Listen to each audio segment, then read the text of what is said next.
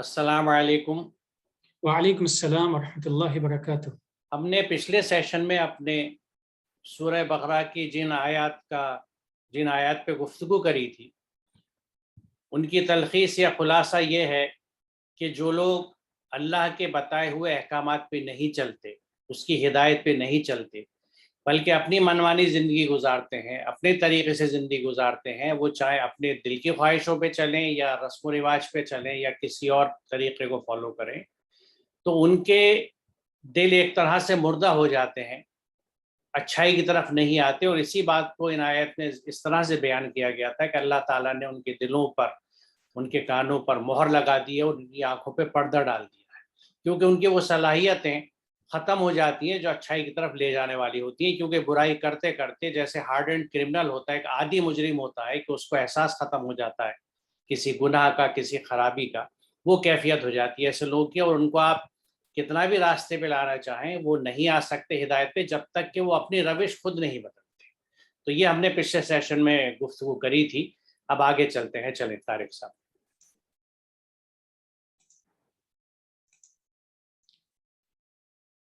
आज के डिस्कशन की पहली आयत है सूरह बकरा की 11वीं आयत। वइज़ा क़ील लहुम ला तुफ़सिदू फ़िल अर्ज़ क़ालू इन्नमा नहनु मुस्लिहून। और जब उनसे कहा जाए ज़मीन में बिगाड़ न मचाओ, वो कहते हैं हम तो सिर्फ भलाई कर रहे हैं। यहाँ इस आयत में दो अल्फाज हैं जिन्हें हमें समझना चाहिए। एक है फसाद और दूसरा है सलाह। फसाद फे सीन दाल से बना है और जो लफ्ज़ हम कह रहे हैं वो फे सीन अलिफ दाल फसाद है, और इसके मुकाबले में जो लफ्ज़ इस्तेमाल हुआ है वो सलाह है। वो असलन स्वाद लाम हा से बना है और यहाँ जो लफ्ज़ हम कह रहे हैं वो स्वाद लाम अलिफ हा है। फसाद और सलाह। फसाद के माने अगर समझने की कोशिश की जाए तो फसाद कहते हैं डिस्टर्बेंस को, तरतीब का बदल जाना, तरतीब में बिगाड़ आ जाना। किसी भी चीज़ को जिस तरीके से होना चाहिए उस ऑर्डर में कोई चेंज हो जाए, मीनिंगलेस या गलत किस्म का चेंज हो जाए, तो उसको कहते हैं फसाद। जिस चीज़ को जहाँ रखना है अगर वो चीज़ वहाँ ना रखी गई तो ये भी फसाद है। जिसे जो चीज़ देनी है उसे वो चीज़ नहीं दी गई तो ये भी फसाद है। इसके मुकाबले में जो चीज़ आती है वो है सलाह। सलाह के बहुत सारे माने हैं, उसमें दुरुस्त हो जाना, अच्छा हो जाना, यूज़फुल हो जाना, नफ़ा बख्श हो जाना, ये तमाम मानी हैं। अब हमें देखना चाहिए कि जब हम लोगों से कहते हैं कि बिगाड़ की बातें मत करो, बल्कि तुम्हें सलाह की बातों पे आ जाना चाहिए, लेकिन जैसा कि अभी बात पहले आपने भी कही थी कि जब इंसान बुराइयों पे जम जाता है और ख़ुद से अपने आप को चेंज करने की कोशिश नहीं करता है, तो उस वक्त सूरत में उसके नतीजे में, उसके रिजल्ट के तौर पे ऐसा होता है कि इंसान बुराइयों उसके दिल में घर कर जाती हैं। ये मुख्तसर सा इसका मफहूम है। ये बहुत अहम मौजू है फसाद का, और इस पे मैं कुछ स्लाइड्स शेयर करके इस पे मज़ीद गुफ्तगू करूँगा। फसादा शाइयों के मानी है किसी चीज़ का थक जाना, कमज़ोर हो जाना, उसका अपनी असली हालत पर बाकी ना रहना। लहम फासिद उस गोश्त को कहते हैं जो गल सड़कर बदबूदार हो गया और किसी काम का ना रहा। फसाद सलाह की ज़िद है। सलाह के मानी है हालात का सीधा और तवाज़ुन में रहना। लिहाजा फसाद के मानी है तवाज़ुन का बिगड़ जाना, बेतरतीबी या डिसऑर्डर पैदा हो जाना। ये एब्स्ट्रैक्ट जो है हमने इन डिक्शनरी से लिया है जिनके रेफरेंसेस मैं यहाँ कोट कर रहा हूँ। कोई अगर मज़ीद देखना चाहे, मुहीत, ताज और लेन, इन डिक्शनरी से ये मानी लिए गए हैं। कुरान करीम ने मुफसिदीन यानी फसाद फैलाने वालों के मुकाबले में मुस्लिहीन का लफ्ज़ इस्तेमाल किया है। वइज़ा क़ीला लहुम ला तुफ़सिदू फ़िल अर्दि क़ालू इन्नमा नहनु मुस्लिहून। जब कभी उनसे कहा गया कि ज़मीन में फसाद बर्पा ना करो, तो उन्होंने यही कहा कि हम तो सिर्फ इस्लाह करने वाले हैं, भलाई करने वाले हैं। तो देखिए, कुरान ने इस बात को मना किया है कि किसी भी तरह का फसाद फैलाया जाए। फसाद क्या चीज़ है? जैसे मैंने अर्ज़ किया कि किसी भी तरह का डिस्टर्बेंस, डिसऑर्डर, इनइक्वालिटी, امبیلنس، یہ سب چیزیں فساد میں آتی ہیں، اور اس کو جو ٹھیک کرنے والے کام ہیں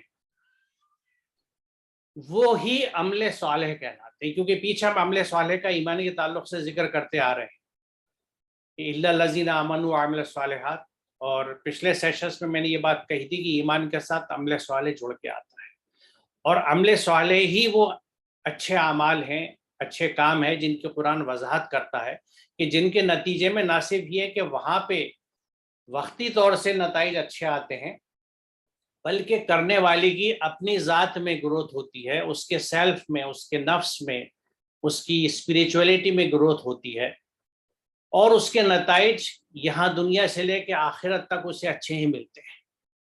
تو یہاں اس کو سمجھنا ضروری ہے کہ اللہ تعالیٰ نے جس فساد کو پھیلانے سے منع کیا ہے وہ فساد ہے کیا، کیونکہ عمل صالح اگر ایمان کا جز ہے، ایمان کا حصہ ہے، اور قرآن کا ایک بہت بڑا حکم ہے عمل صالح، تو عمل صالح ہر اس عمل کو کہتے ہیں جو کسی بھی فساد کو ٹھیک کرنے کا عمل ہے، یعنی کسی بگاڑ کو ٹھیک کرنے کے کام کو عمل صالح کہتے ہیں۔ اور اگر عمل صالح کرنے والوں کو قرآن مصلحین کہتا ہے تو اس کو ذہن میں رکھیں کہ اس نوعیت سے اگر ہم دیکھیں تو قرآن میں لوگوں کو دو گروپس میں بانٹا گیا ہے: مفسدین، جو کسی نہ کسی طرح کا بگاڑ، خرابی، انتشار، جھگڑا پیدا کرتے رہتے ہیں، اور مصلحین، جو اس کو ٹھیک کرتے رہتے ہیں۔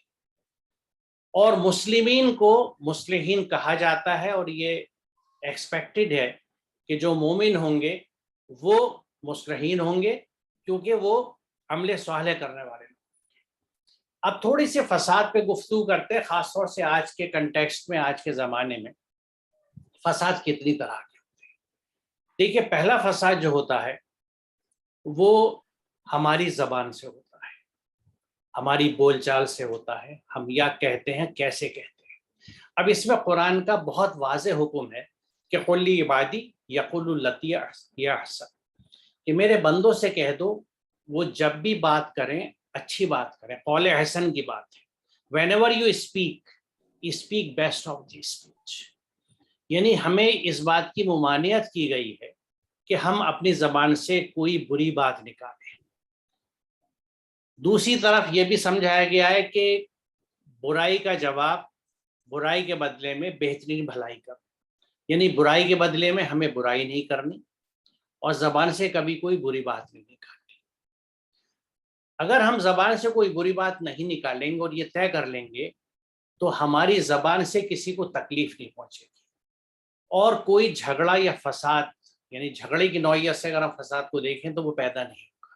کسی نے اگر ہمیں برا کہا اور اس وقت ہمیں غصہ آیا، تو یہاں اب ہمیں یہ فیصلہ کرنا ہے کہ ہمیں اس وقت بندگی اپنے دل کی خواہش کی کرنی ہے، اور غصے کے حساب سے عمل کرنا ہے، ریئیکٹ کرنا ہے کہ کسی نے مجھے برا کہا، میں نے اور زیادہ برا کہا، اور اسی طرح وہ فساد اور جھگڑا بڑھتا چلا جاتا ہے۔ لیکن اگر میں اللہ کے احکامات پہ چلتا ہوں، میں مسلم ہوں، تو مجھے غصے کو روکنا ہے، اور مجھے اس کو جواب بھی دینا ہے تو اچھا جواب دینا ہے، منہ سے کوئی بری بات نہیں نکالی۔ اور دیکھیے، یہ قرآن کے ان احکامات میں سے ایک حکم ہے جو ایبسولوٹ ہے، یعنی اس میں گنجائش نہیں دی گئی۔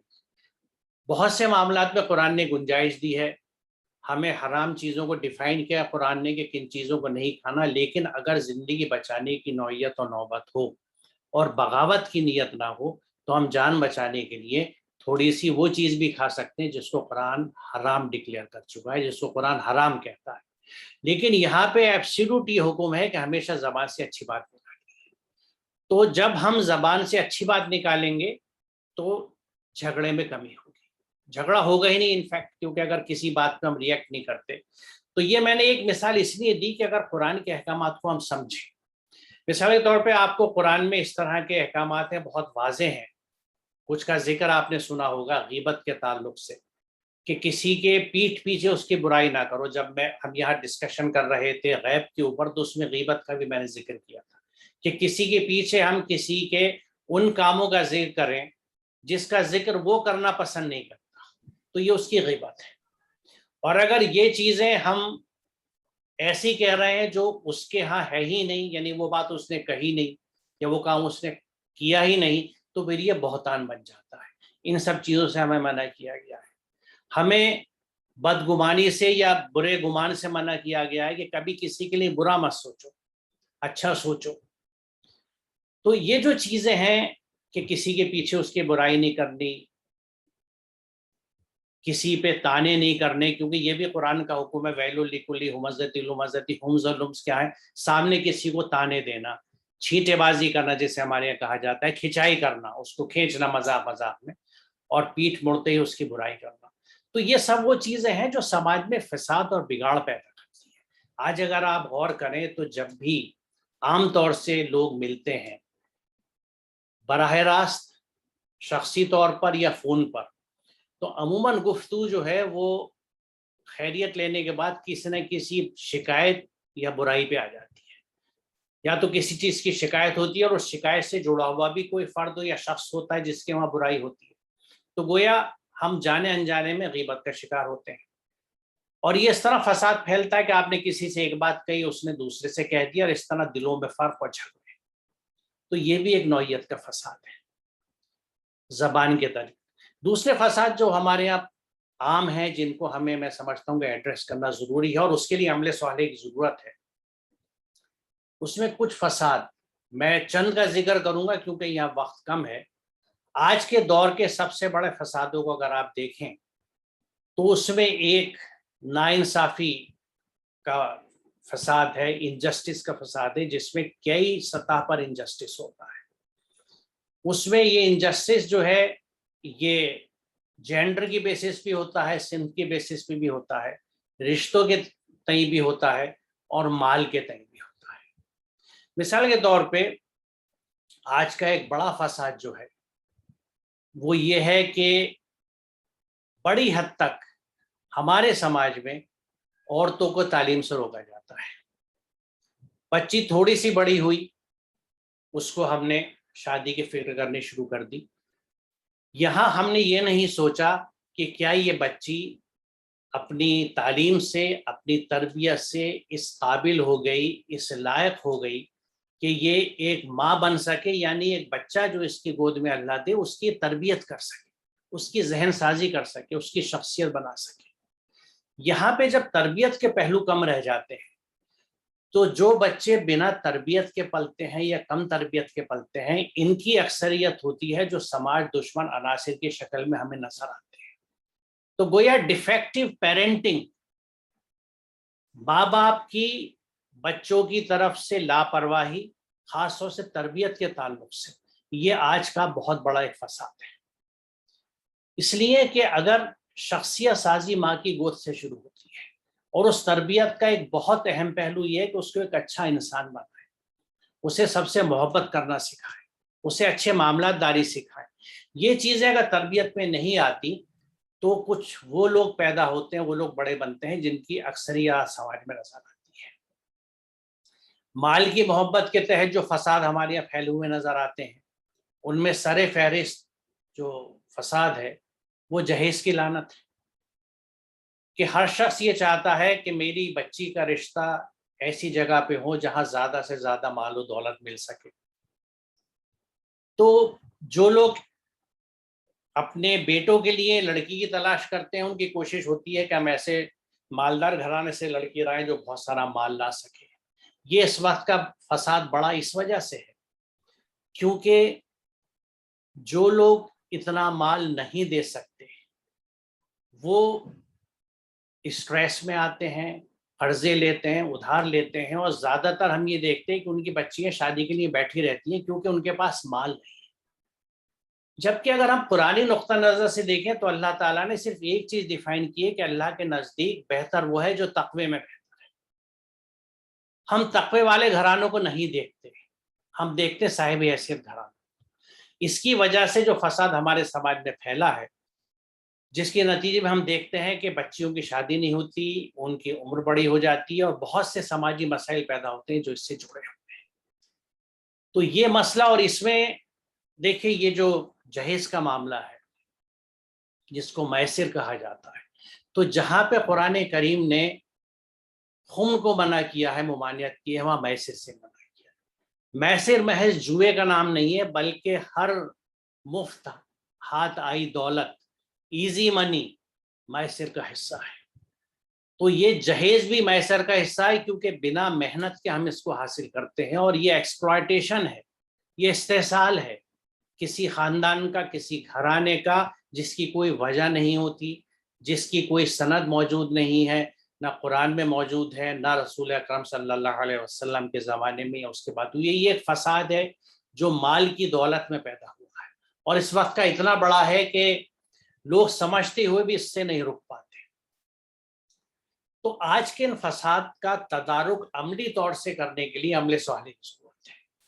یعنی تدارک کس طرح سے ہو کہ ہم اس کو ختم کرنے کی کوشش کریں، اور اس کے لیے سب سے پہلی مثال ہم بنیں، ہمارے گھرانے بنیں.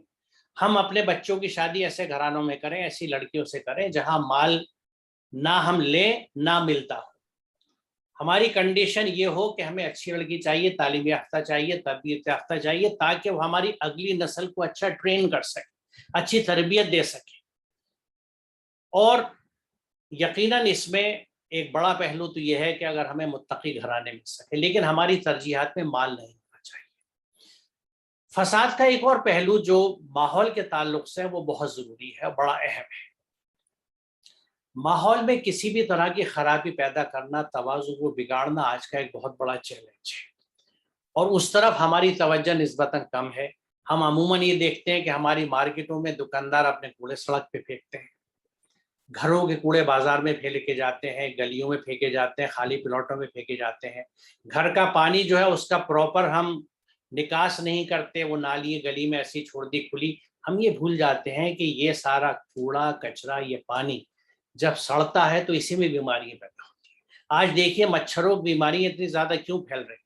ابھی اس موسم میں ہندوستان میں ڈینگی، انسیفلائٹس، بہت سی مچھر کی بیماری ہیں، ملیریا سے بھی آگے بڑھ کے آج پیدا ہو رہی ہیں. کیونکہ یہ مچھر کہاں سے آ رہا ہے؟ وہی چاروں طرف جو گندے پانی ہم نے پھیلا دیے، اور کسی عمل صالح کرنے والے نے اس پانی کو صاف کرنے کے لیے کوشش نہیں کی، نہ انفرادی طور پر نہ اجتماعی طور پر. ہم انتظار یہ کرتے ہیں کہ سرکاری محکمہ آئے گا، اس پانی کو صاف کرے گا، کچرے کو صاف کرے گا. وہ آئیں یا نہ آئیں، کب آئیں، وہاں جراثیم پیدا ہوتے ہیں، مچھر پیدا ہوتے ہیں، اور اس سے بیماری جو پھیلتی ہیں وہ ہمیں بھی متاثر کرتی ہیں اور سب کو متاثر کرتی ہیں. اگلی سلائیڈ کی طرف چلتے ہیں. یہاں پہ اللہ تعالیٰ نے ایک بہت یہ واضح بات کہی ہے کہ وَلَا تُطِيعُوا أَمْرَ الْمُسْرِفِينَ. جو لوگ فضول خرچی کرنے والے ہیں ان کو دیکھ کے ان کی اطاعت سے باز آ جاؤ، یعنی ڈونٹ فالو دیم. کرنا کیا ہے کہ اللہ کا تقوی اختیار کرو، اللہ کے احکامات پہ چلو، اللہ نے جو کرنے کو کہا ہے وہ کرو. And don't follow the extravagants. جو پیسہ اڑانے والے ہیں، فضول خرچی کرنے والے ہیں، ان کے پیچھے نہ چلو.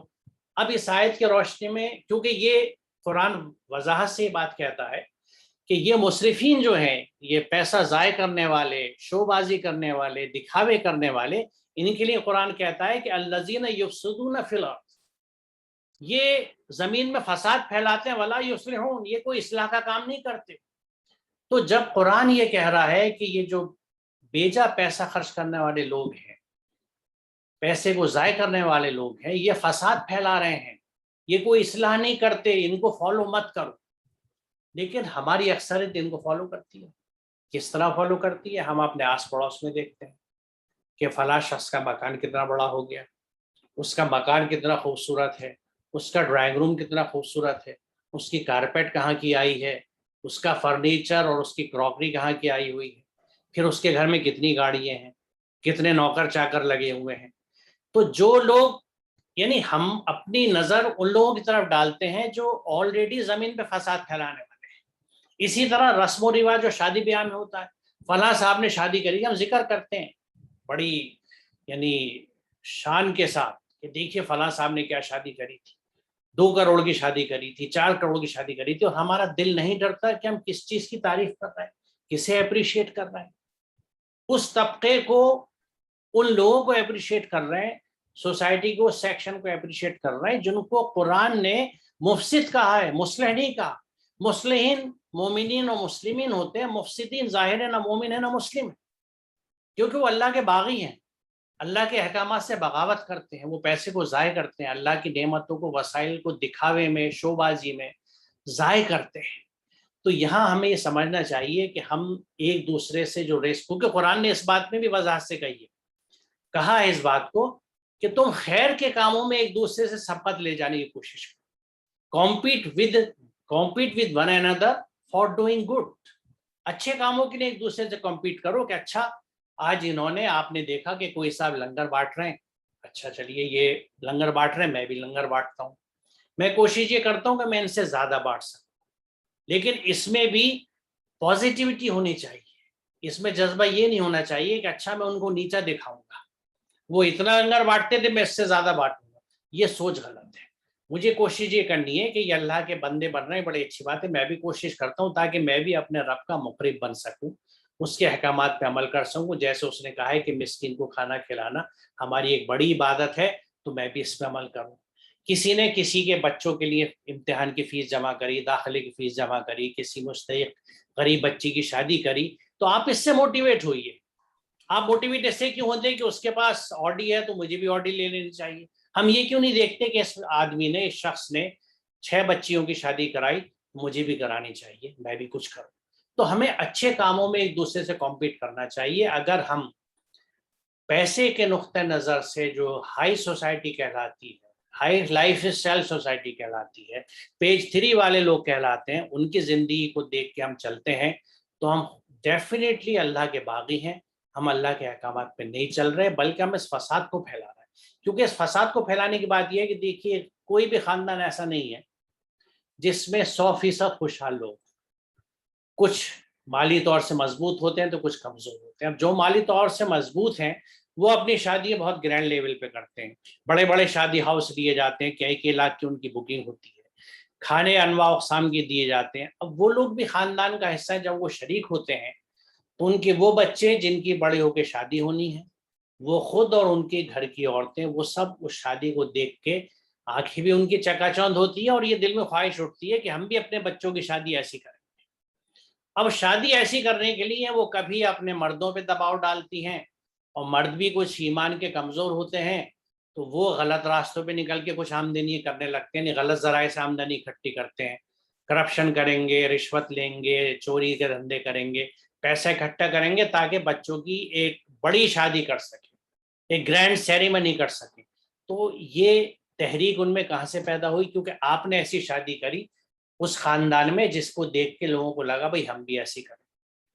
تو یہ فساد تھا جو آپ کی وجہ سے پھیلا، اور اس سے جتنے خرابیاں آئیں گی آج بھی اور کل بھی، وہ سب آپ کے حساب میں لکھی جائیں گی، کیونکہ یو ہیو ٹریگرڈ اٹ، آپ نے یہ فساد پھیلایا ہے، you have been the initiator, آپ نے اس کی شروعات کی ہے۔ اسی لیے سماج کے جو خوشحال لوگ ہیں ان کو اس بات کا خیال رکھنا چاہیے کہ ہمارے سے جو کم لوگ ہیں، جن کو اتنا مال یا فراوانی نہیں ہے جتنی ہمارے پاس ہے، ان کو ڈسکمفرٹ نہ ہو، ہم ان کے لیے مسائل پیدا نہ کریں۔ جو سمجھدار لوگ ہوتے ہیں جن کی تعداد اب دن بدن کم ہوتی جا رہی ہے، کیونکہ ہم قرآن سے دن بدن دور ہوتے چلے جا رہے ہیں، تو وہ یہ فسادات پھیلاتے رہتے ہیں۔ تو یہاں پہ کیٹیگری کری، مصرفین کو، پیسہ ضائع کرنے والوں کو اللہ تعالیٰ نے مفسد کہا ہے، اور یہ کہا ہے کہ دیکھو ان کی اطاعت سے باز آ جاؤ، یعنی ڈونٹ فالو دیم، چھوڑ دو ان کی اطاعت، یہ زمین میں فساد پھیلا رہے ہیں، اصلاح نہیں کرتے، اور کرنا کیا ہے؟ آپ میرے متقی بنے، فاتقوا اللہ، اللہ کا تقوی اختیار کریں، جو اللہ نے کرنے کو کہا ہے اسے کریں۔ یہاں بالکل واضح حکم ہے اللہ تعالیٰ کا کہ وَلَا تُفْسِدُوا فِي الْأَرْضِ بَعْدَ إِصْلَاحِهَا، اس زمین پہ فساد مت پھیلاؤ جبکہ اس کی اصلاح کری جا چکی ہے، ہو چکی ہے۔ ذالکم خیر لکم ان کنتم مومنین، غور فرمائیں اس پہ، اسی میں تمہاری بھلائی ہے اگر تم واقعی مومن، ان کنتم مومن، اگر تم واقعی مومن ہو تو تمہاری بھلائی اسی میں کہ فساد نہ پھیلاؤ، یعنی جو مومن ہوگا وہ کسی قسم کا فساد نہیں پھیلائے گا، بلکہ وہ قوم مصلحین کا حصہ ہونے کی وجہ سے اس فساد کو دور کرے گا۔ وہ زبان سے فساد نہیں پھیلائے گا، اپنے ہاتھ پیروں سے فساد نہیں پھیلائے گا، اپنے ہاں کے کسی فنکشنز کے ذریعے فساد نہیں پھیلائے گا، اپنے مال کے ذریعے فساد نہیں پھیلائے گا، اپنے علم کے ذریعے سے نہیں، جو کچھ ریسورسز اور رزق اللہ نے اس کو دیا ہے اس کو وہ اللہ کے احکامات کے حساب سے خرچ کرے گا تاکہ فساد نہ پھیلے۔ تو یہ جو فساد ہے یہ بہت، کیونکہ اسی کی وجہ سے پورے بگاڑ سماج میں آتے ہیں. میں نے چند مثالیں آپ کو دی ہیں, آپ یقین جانیں اتنی ساری ہیں کہ یہ وقت اس کے لیے کم پڑے گا, لیکن میں نے چند باتیں تاکہ باقی آپ خود سوچ سکتے ہیں. ہر وہ چیز جو سماج میں بگاڑ پیدا کر رہی ہے وہ فساد کا حصہ ہے. اب یہاں یہ کہا گیا ہے کہ کیا ہم ان لوگوں کو جو ایمان لائے اور صالح اعمال کرتے رہے, الذین آمنوا وعملوا الصالحات, ایمان لائے اور عمل صالح کرتے رہے, ان کو زمین میں فساد کرنے والوں کو جیسا مت کر دیں ان کو, یعنی کیا متقی اور فاجر کو ہم ایکسا کر دیں؟ اللہ تعالیٰ کلیئرلی کہہ رہا ہے کہ جو لوگ اللہ کے تقوی پر ہیں وہ کبھی بھی تقوی چھوڑنے والوں کے ہم پلہ نہیں ہو سکتے, برابر نہیں ہو سکتے, یعنی ان کے درجے کو پہنچ ہی نہیں سکتے. کہاں جنتی لوگ اور کہاں جہنمی لوگ.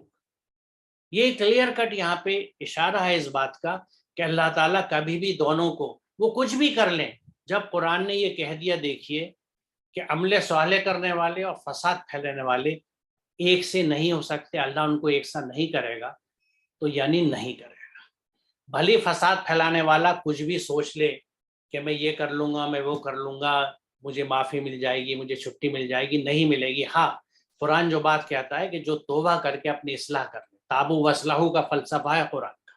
صرف توبہ کرنے سے بات نہیں بنتی کہ اکثر لوگ غلط کام کیا, توبہ کر لی, پھر کیا, پھر توبہ کر لی. قرآن منع کرتا, آپ دل سے ایسی توبہ کریں, اس کی اصلاح کر لیں اور پھر دوبارہ وہ کام نہ کریں, تو وہ توبہ قابل قبول ہوتی ہے, اور اس سے آپ اپنے اعمال میں تبدیلی کریں, عمل صالح کی طرف لوٹیں, جیسے پچھلے سیشن میں ذکر کیا گیا تھا.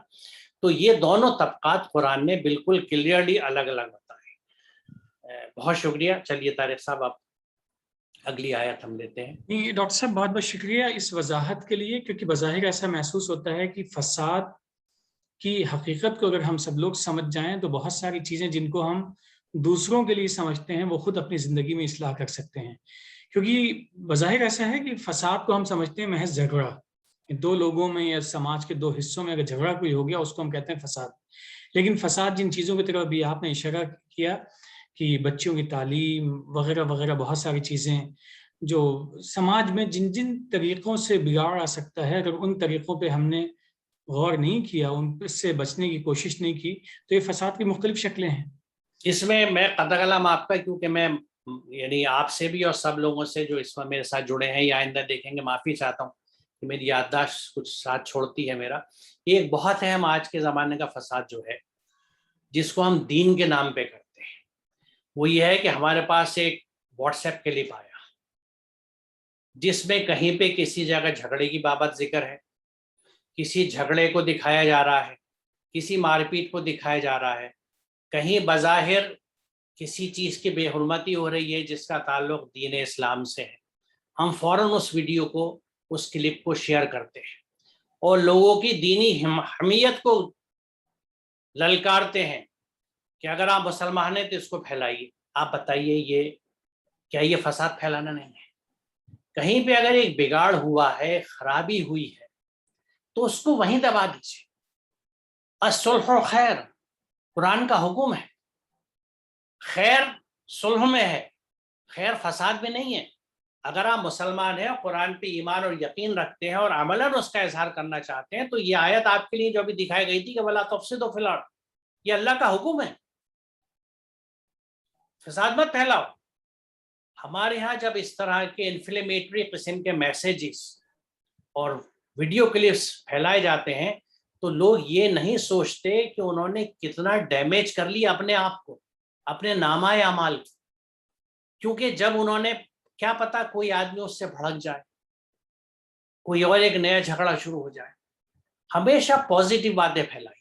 ایسا نہیں ہے کہ ہمارے سماج میں اچھے کام نہیں ہوتے, لیکن بدقسمتی سے ہماری اکثریت برائیوں کو فوکس کرتی ہے, برائیوں کی تشہیر ہوتی ہے. آپ نے کتنے کلپس ایسے چند آتے ہیں جس میں کسی لوگوں کے کار خیر کا ذکر ہوتا ہے, تو ہمیشہ یاد رکھیے کہ کسی کلپ کو, چاہے وہ آڈیو ہو یا ویڈیو, جب تک اس کی تصدیق نہ ہو جائے اور اس سے کسی نقص امن کا یعنی پیس کے ٹوٹنے کا خطرہ نہ ہو, آپ بالکل اس کو آگے مت بڑھائیں. کیونکہ اگر آپ اسے آگے بڑھاتے ہیں تو آپ فساد کو پھیلا رہے ہیں. یہ آج کے نئے زمانے کے نئے فسادات ہیں, ہمیں اس سے بچنا چاہیے, اپنے بچوں کو بچانا چاہیے. اور سب سے بڑی بات تو یہ ہے کہ اس وقت کا سب سے بڑا فساد وہی گیجٹ ہے جو ہمارے ہاتھوں میں ہے. جس کو ہم موبائل کی شکل میں بھی دیکھتے ہیں، جس کو ٹیبلٹ کی شکل میں بھی دیکھتے ہیں، جس کو لیپ ٹاپ کی شکل میں بھی دیکھتے ہیں، جس کو کمپیوٹر کی شکل میں بھی دیکھتے ہیں۔ اس میں یقیناً کچھ اچھے پہلو ہیں اگر اس کا صحیح استعمال کیا جائے، لیکن صحیح استعمال کے لیے بچوں کو جس تربیت کی ضرورت ہوتی ہے، جس وقت کی ضرورت ہوتی ہے، ہمارے بہت سے والدین اور گھر کے بڑے اتنا وقت نہیں دے پاتے، اتنی تربیت نہیں دے پاتے، بلکہ کچھ گھروں میں تو بچوں کو بہلانے کے لیے موبائل اور ٹیبلٹ دے دی جاتی ہے۔ ہم یہ نہیں سوچتے کہ اس سے اس کی آنکھوں پہ اور ذہن پہ کتنا برا اثر پڑے گا، بلکہ کبھی کبھی میں نے ایسے گھرانے بھی دیکھے جہاں فخریہ بتایا جاتا ہے کہ ہمارا چھوٹا بچہ تو اپنے آپ یوٹیوب بھی کھول لیتا ہے اور وہ امیزون پہ آرڈر دے دیتا ہے، وہ یہ کر لیتا ہے، یہ اس چیز کو فخریہ بیان کیا جاتا ہے، تو آپ اسے کنزیومر بنا رہے ہیں، مصرف بنا رہے ہیں، ہمیں اس چیز کا احساس نہیں ہوتا۔ آج ایک چلن عام ہے کہ صاحب ایٹنگ آؤٹ کا، کہ گھر میں کھانا، ایک زمانہ تھا جب باہر کھانا برا سمجھا جاتا تھا، وہ ایک ایکسٹریم تھی۔ آج دوسری ایکسٹریم ہے کہ کمپلسری ہے کہ کچھ کھانا باہر کھانا ہے۔ باہر کا کھانا کیسا بنتا ہے، کیا ہائیجینک کنڈیشنز ہوتی ہیں، اس میں انگریڈینٹس کیا ہیں ہمیں نہیں پتہ ہوتا، لیکن اور اس میں پیسہ کتنا ضائع ہوتا ہے ہم یہ نہیں سوچتے، بلکہ یہ بھی ایک فیشن بن گیا ہے، اور ہم پھر فالو کر رہے ہیں، اتباع کر رہے ہیں ان گھرانوں کی جو پیسے کو ضائع کرتے ہیں، مال کو ضائع کرتے ہیں۔ انہی بنیادوں پہ آج چلن اس بات کا ہے کہ باہر کے ہوٹلوں میں مہنگے مہنگے کھانے کھائے جائیں اور اس کو پھر شیئر کیا جائے، بلکہ اس حد تک میں نے دیکھا ہے کہ وہ فوراً اسٹوری میں یا فیس بک پہ تصویر ڈال دی جاتی ہے کہ ہم فلاں ہوٹل میں بیٹھ کے یہ کھا رہے ہیں۔ یہ کیا مقصد ہوتا ہے؟ ہم سوچتے نہیں ہیں، بالکل ایسا لگتا ہے کہ واقعی ہم لوگوں کے دماغوں پہ بھی تالے پڑ گئے، دلوں پہ بھی تالے پڑ گئے، and we have stop thinking. ہم نے سوچنا ہی بند کر دیا ہے، آنکھ بند کر کے چلے جا رہے ہیں جب تک کہ کسی گڈھے میں نہ گر جائے یا جب تک کہ عمر تمام نہ ہو جائے۔ سوری میں نے اور وقت دیا، لیکن میں چاہتا تھا کہ اس چیز کو بھی واضح کر دوں، کیونکہ فساد بہت بڑا لفظ ہے اور انشاءاللہ آگے قرآن میں بہت جگہ اس کا ذکر ہے، اس میں کچھ نہ کچھ اس وقت کی چیزوں کا اضافہ میں کر کے بتاتا رہوں گا، کیونکہ اس کو صرف ایک لفظ نہ سمجھیں، قرآن کی آیت کا ایک حصہ نہ سمجھیں، it encompasses every sphere of life۔ ہماری پوری زندگی کا احاطہ یا تو فساد کرتا ہے یا صلاح کرتا ہے، یا تو ہم مصلح بن کے رہتے ہیں یا مفسد بن کے رہتے ہیں۔ یہ بہت اہم چیز ہے۔ چلیے آگے چلتے ہیں۔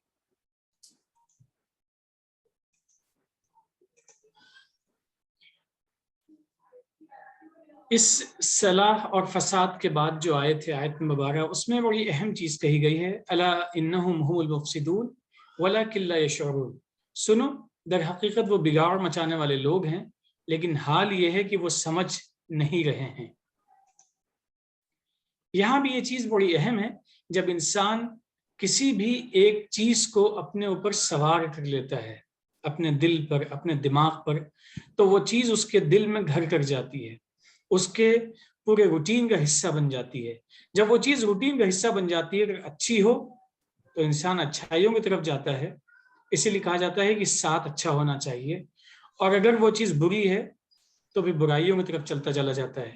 یہاں پہ اس آیت کے آخری حصے میں کہا گیا ہے کہ لا یشعرون، ان کو شعور نہیں ہوتا ہے، ان کو محسوس نہیں ہوتا ہے۔ شعور کو احساس بھی کہتے ہیں، شعور کو فیلنگ بھی کہتے ہیں، شعور کو سمجھ بھی کہتے ہیں، یعنی گویا کہ انسان فساد پھیلاتا چلا جاتا ہے اور اچھائیوں کی طرف نہیں جاتا ہے، اور اس کو شعور بھی نہیں ہوتا ہے، اس کو احساس بھی نہیں ہوتا ہے، اور وہ سمجھ بھی نہیں۔ اس میں دیکھیے، اگر ہم ماحول کے نقطہ سے سب تھوڑی سی یہاں بات کر لیں، کیونکہ طوالت کی وجہ سے میں نے پیچھے اس بات کو نہیں کہا تھا، لیکن آپ دیکھیے کہ جن علاقوں میں ہمارے ملک کے کچھ ایسی انڈسٹریز ہیں جو اپنا ایفلوئنٹ جو ہے، یعنی جو ان کا استعمال کرا ہوا گندا پانی ہے جس میں کیمیکلز بھرے ہوئے ہوتے ہیں، وہ اس کو زمین پہ چھوڑتے ہیں، وہ اس کو پانیوں میں، دریاؤں میں، ندیوں میں چھوڑتے ہیں جو ان کے پاس بہہ رہی ہوتی ہیں۔ تو نوبت یہاں تک آتی ہے کہ جب ہینڈ پمپ لگا کے زمین سے پانی نکالا جاتا ہے تو وہ کہیں پہ لال رنگ کا نکلتا ہے، کہیں براؤن رنگ کا نکلتا ہے، کہیں اس میں کیڈمیم کی آمیزش ہے، کہیں مرکری ملا ہوا ہے، کہیں لیڈ ملا ہوا ہے۔ یہ سب وہ زہریلی دھاتیں ہیں جو انسان کو ہلاک کر دیتی ہیں، شدید بیماریوں میں مبتلا کر کے۔ بچوں کے ذہن سکڑ جاتے ہیں، ریٹارڈ ہو جاتے ہیں، ان کی ذہانتیں، انٹیلیجنس ختم ہو جاتی ہے، ان کے ہاتھ پیر ٹیڑھے ہو جاتے ہیں، ان کے ہاتھوں پیروں پہ ایسے چھالے نما دانے نکل آتے ہیں جن کو دیکھ کے آدمی گھبرا جاتا ہے۔ اب یہ انڈسٹریلسٹ جو ہیں، جو کوٹھیوں میں رہ رہے ہیں، جن کی پتہ نہیں کتنی آمدنی، کیا خرچے ہیں، ان کو یہ نہیں دکھتا کہ وہ زمین کو گندا کر کے پالیوٹ کر رہے ہیں, وہ پانی کو گندا کر رہے ہیں. آج پالوشن لیول پانی کے اتنے ہیں کہ ہم ہر کوئی جو افورڈ کر سکتا ہے وہ یا تو گھر میں فلٹرڈ پانی استعمال کرتا ہے یا اس نے کوئی مشین لگا رکھی ہے پانی کو چھاننے کی. یہ نوبت کیوں آئی؟ مجھے اپنے اسکول کے دن یاد ہے بچپن کے, اسی دہلی میں, کہ پرانی دہلی میں جب ہم لوگ اسکول جاتے تھے تو سڑک کے کنارے پیاؤ بنے ہوتے تھے جہاں سرکاری نل لگے ہوئے تھے جس سے لوگ پانی پی سکیں, یا ہینڈ پمپ بھی لگے ہوتے تھے. ہم ہینڈ پمپ سے بھی اور اس نل کے پانی سے بھی چلو لگا کے پانی پیا کرتے تھے, کبھی بیمار نہیں ہوتے تھے. وہ بھی تو وقت تھا. آج یہ پولوشن کیوں بڑھا, یہ فساد کیوں بڑھا؟ کیونکہ ہم نے یہ پرواہ نہیں کری کہ ہم اس میں جو بیلنس, اس کا توازن بھی. تو یہ جب آدمی میں سینس ختم ہوتی ہے. دوسرا اس کے ایک رخ اور بھی ہے کہ ہماری نظر میں اچھا اور برا الگ الگ ہے. ایک چیز جس کو ہم برا سمجھتے ہیں کچھ لوگ اچھا سمجھ سکتے ہیں, اس لیے یہ ہمیشہ ڈیبیٹیبل ہے کہ what is right and what is wrong, صحیح کیا ہے غلط کیا ہے. اسی لیے ہمیں جب یہ پتہ نہ ہونا کہ یہ سونا ہے یا چمکدار چیز ہے تو ہمیں ٹیسٹ اسٹون چاہیے ہوتا ہے, کسوٹی جس پہ گھس کے پتہ لگتا ہے کہ سونا اصلی ہے یا نقلی. تو قرآن کو اس لیے فرقان بھی کہا گیا ہے کہ یہ سچ اور جھوٹ کو الگ الگ کر دیتا ہے. اس لیے جیسے میں نے شروع کے ایک اپنے سیشن کی گفتگو میں یہ بات کہی تھی آپ سے کہ ہمیں قرآن ہی یہ طے کرتا ہے کہ صحیح کیا ہے غلط کیا ہے. تو قرآن کے اعتبار سے جو چیز غلط ہے وہ غلط ہے, ورنہ صحیح اور غلط کے پیمانے بہت الگ الگ ہیں, الگ الگ لوگوں میں, الگ الگ سماجوں میں, الگ الگ طبقات میں, یہ الگ الگ ہے چیزیں. لیکن بہرحال بات پھر وہیں پہ آتی ہے کہ اصل چیز جو ہے سمجھ کے عمل کرنے کی, جس سے ہم بھی اچھی زندگی گزار سکیں اور ہمارا پورا سماج بھی اچھی زندگی گزار سکے, وہ قرآن ہے جو پوری انسانیت کے لیے ایک ہدایت نامہ ہے. کیونکہ اس میں اتنی خوبصورت چیزیں ہیں جو آپ کو ایک اچھا انسان اور آپ کے ذریعے سے ایک اچھا سماج بناتی ہے. میرے خیال سے آج ہم رکتے ہیں یہاں پہ, انشاءاللہ اگلے سیشن میں اس سے آگے چلیں گے. وآخر دعوانا الحمدللہ رب العالمین. السلام علیکم. السلام.